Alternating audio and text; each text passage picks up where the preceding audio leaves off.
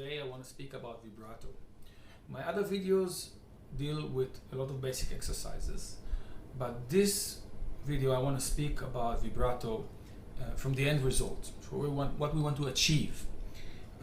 Most of us vibrate as a second nature. We don't even remember when we started to vibrate, or the lessons that gave us the instruction how to vibrate, and we develop vibrato in almost a subconscious manner. But in the end result, in order to achieve total control of our sound, we need to know exactly what we're doing. So today I would like to speak about two styles of vibrato: the predominant arm vibrato, in which we shake the entire arm, and a wrist vibrato, a smaller wrist vibrato, in which the wrist is predominant.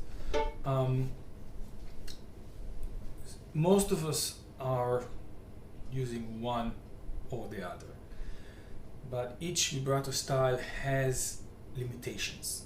The arm vibrato, very rich, very easy. This is what I used when I started to learn vibrato.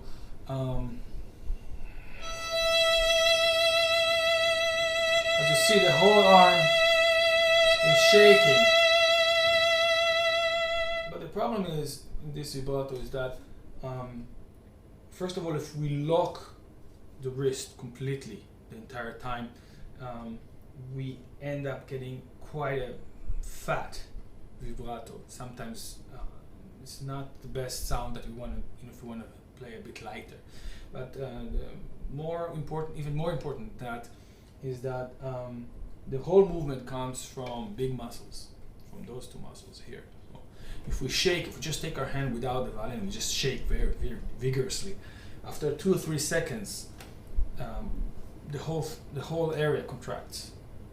So people who are predominant in arm vibrato get tired faster and have problems maintaining constant vibrato.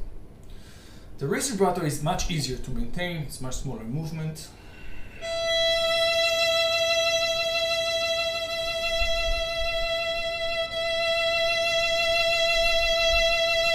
And sometimes get a more energetic kind of a vibrato, but several problems. First of all, it's trickier to begin a vibrato with a wrist vibrato, although of course if we practice we can achieve anything. When we play double stops, so we have more than one finger pressing down, it limits the wrist vibrato very much. And so basically what I try to do is to combine the best of both worlds. I begin the first second or two of the sound, I begin with an arm vibrato, and then I go up into a wrist vibrato. Arm, wrist. Again, none, arm, wrist. I try to start vibrato going the first movement into the finger, like to my face, and not away from it, because the limited movement actually helps me avoiding this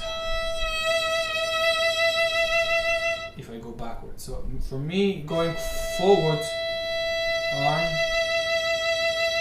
and then wrist, and then you can start arm, wrist, arm, arm, wrist, arm.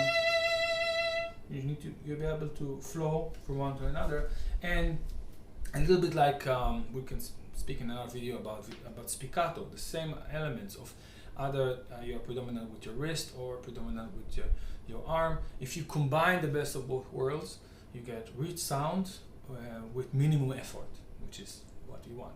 Now, if you don't have one of those of the vibratos locked down, then you need to go into basic exercises, and I go back to basic exercises, but we're not going to speak about this video. This is a shorter video. Basic exercises will be a different video altogether, and I will release it soon, hopefully. So this was about combining arm,